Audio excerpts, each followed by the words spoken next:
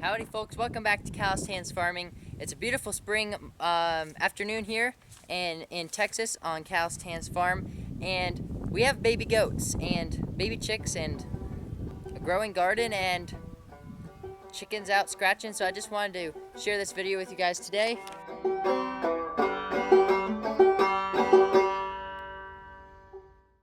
Here's the turkey, Miss Turkey. She's doing well. She's probably like 4 years old or something now. But I just wanted to bring you guys over and see some new stuff on the farm. We're getting some gorgeous weather, like 70s in the day and 50s at night or something. In here we've got some chickies, some baby chickies if they'll come out. Let me open this up to show you. We also have some chicks inside the house right now. They're naked neck chicks, something we haven't tried before. But these chickies in here, we've got 3 golden sex links, which lay really well, and then 1 barred rock. So there'll be replacement layers. All brown egg layers. We have 8 brown egg layer chickies coming up. So unfortunately we won't have any more white or green egg layers, which we're missing. But of course we still have about 15 or so layer hens that are full grown. There's a barred rock right there. She's the only adult we have. And they seem to be really hardy. They lay all right. So we've got a couple quail in this coop.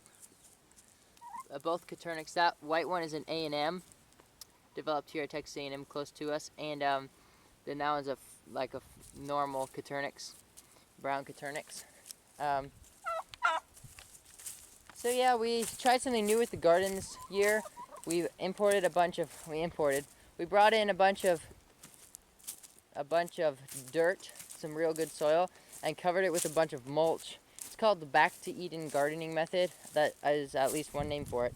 And hopefully it'll keep down the weeds and keep the soil underneath it nice and rich. But let me show you what we've got growing in this row here. We've just got actually some fencing on both sides of it. That's supposed to be a trellis for like tomato plants and such. But it works well to keep animals out of here too. We have a little fence today on that side and a little fence on that side, so nothing can really get in, hopefully. So right here we got a couple collard green plants that are doing really well. We've got 6 green romaine lettuce plants, which are doing really well. Still pretty small, but right here we've got one really big red romaine and then some smaller red romaines. Tastes pretty good. We've had some of the leaves. We want to make sure that we harvest it before it starts getting too warm and bolt, and it'll start bolting and taste bad. And of course we don't want to waste all this effort to grow them. We planted them too late. We planted them in beginning of February maybe. Too late for lettuce. Really, we probably should have planted it in December. And collard greens and kale too, we planted it too late. Of course you see our bok choy already bolted really early. But the lettuce isn't supposed to bolt until we have consistent over 80-degree days and over 60-degree nights, which we don't quite have. So anyway, those are doing quite well. We have a few kale plants, not doing the greatest, although that one's doing pretty good and that one's doing pretty well. And then we've got a few much smaller collard green plants over here that aren't doing as well. But that's cool. We have some success in our winter garden for once. There's a hole our dog dug probably. Well, as you can see what I'm talking about, we brought in soil and then we put a bunch of mulch on top of it. So unfortunately the chickens have, this is supposed to be a row here and a row here, but the chickens have made it all kind of one flat playing field, which isn't what we really intended. But right here I've got a rosemary plant I'm excited about. Hopefully that grows long and stays for a few years.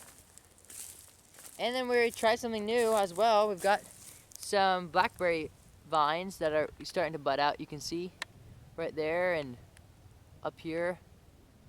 I don't know if it's focusing for you guys or not, but yeah, we've got a couple blackberries that are supposed to do well here and mature their fruit early, hopefully keeping away from some of those pests. They're Arapaho blackberries. So this one doesn't have as many leaves on the top because our dog chewed off some of it. He's kind of a little destructive of a dog, although hasn't been as bad the last little while. Oh, let me show you this over here. Right here we've got couple Myers lemon trees that are little bushes actually that are actually a few years old, but unfortunately the goats ate them down, and so they're just coming back now. They're loaded with flowers, as you can see. In these pots, we've got a few smaller lettuce plants. These are the ones doing the best, but they're still pretty tiny. This is other Myers lemon, and then right here we have an unidentified citrus bush. We don't know what it is, but it is growing really well. And right here we have a Mars orange bush. This is one of my Christmas presents. I'm really excited about it, but it's got a little bit of new growth here, not as much as the unidentified plant. He's pretty big though and good, and we actually have a couple. Well, that one also got chewed off by our dog. This one is another pepper plant that we're going to be planting here soon. Here's a couple more pepper plants. Probably we'll plant our summer garden in about a month or so. But we already got the potatoes in the ground. Right here, we have 3 rows of red Potomac, however you pronounce that, potatoes. And those have done well for us. Hopefully they'll grow well. This side of the garden is really rich. That side gets less so, and the plants don't grow as well over there. Okay, so over here we have kind of a little bit of a disappointment in my eyes. We have our blueberry bushes, and we love our blueberry bushes. We've always grown them. We grew them when we lived in North Carolina. But these ones just, I mean, this one has some buds on it, this bush, but not so many buds on these big plants, and they had a lot of buds last year, but I think we just struggle with keeping them watered down here. I think that's the main issue, but oh well. Blueberry's not doing as great. Okay, I'm gonna do this climbing style. Okay, got over the fence. Look at this. Look at all this grass growing. Look at that. That's nice tender grass for the goaties. That's nice. That's good. We have about 3.5 acres we run the goats on, and it's not enough. So I want to see as much grass growing as possible so that it gets tall and the worms aren't as bad. They're not picking up as many worms, larvae on that grass. The taller the grass is, the better. But we are selling a couple more of our goats, my buck and my wether. We're selling them. So our herd will get reduced even more. We'll have an extra pen to move the goats to for a little bit. And so we're trying to keep the worms less of an issue. Last year we had like 21 goats on the farm or something, which is way too many for 3.5 acres unless you're literally just kind of feedlot styling them and giving them as much hay and grain as they want so they don't even have to go eat grass. But sorry for the wind.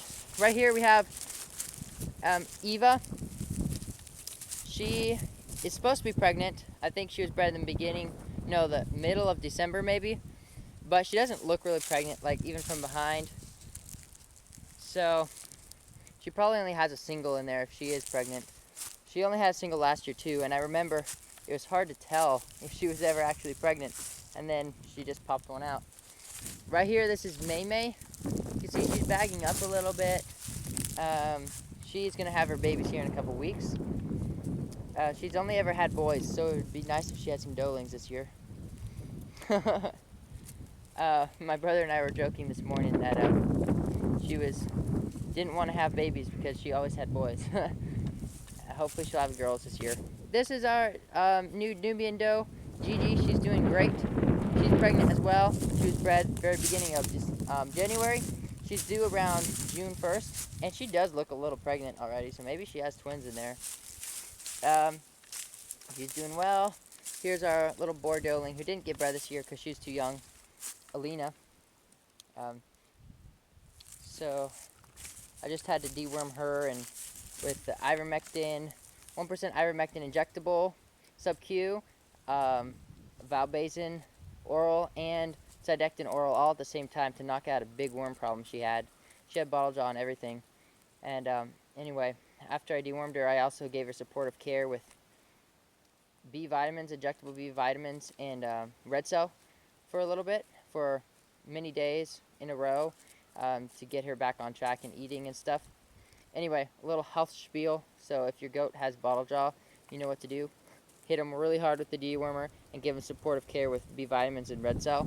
And try to get them eating lots of hay, especially alfalfa and coastal, and give them grain if they want it. Anyway, I thought I should share that health advice with you guys. I think it's good. You know, I don't really want to admit my goats are sick, but like everyone's goats are sick, and I think it's good to share what I'm doing so you guys can maybe implement those things you might not do in your own goat herd.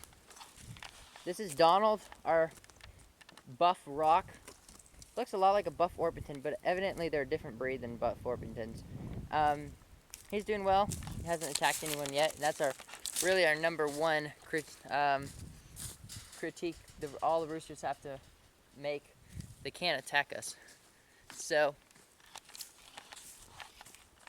it's been hard work the last couple weeks keeping everyone alive. And I'm about to show her to you. She's the one with the babies.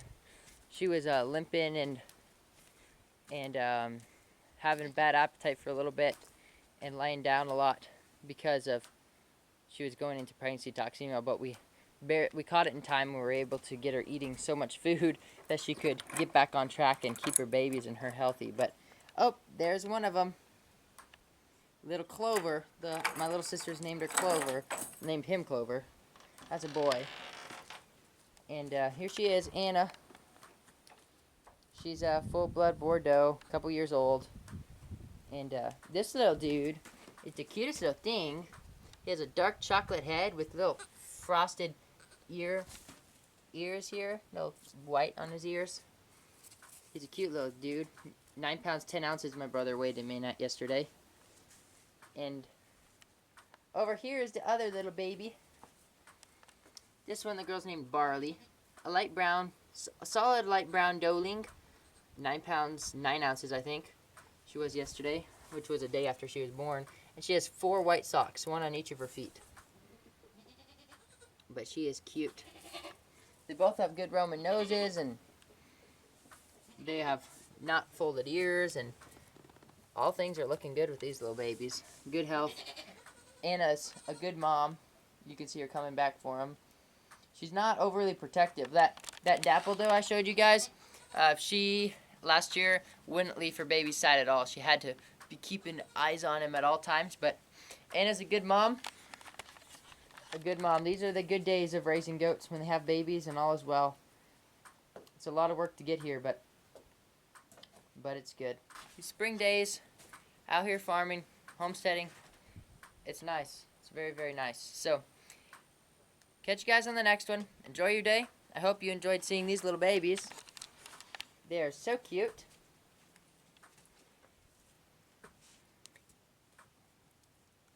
Well, I hope you guys enjoyed seeing these little babies. Hope they brought some light to your day. Little Clover. I love his big, broad, white stripe that goes all the way down and then under his chin, too. That's just how Lena is. That's why I like Lena a lot. One of the reasons. But he's a good little dude. Last year, Anna's babies were little chunker tanks, both of them. And if she would stand up, Barley has really good bone and like thick fur on her front legs, just like Moon, my buck, seems to put on his kids. So they should be good little goaties. But everybody, God bless. Have a good day. Enjoy life. Live life. All the things. Bada bing, bada boom. Ciao.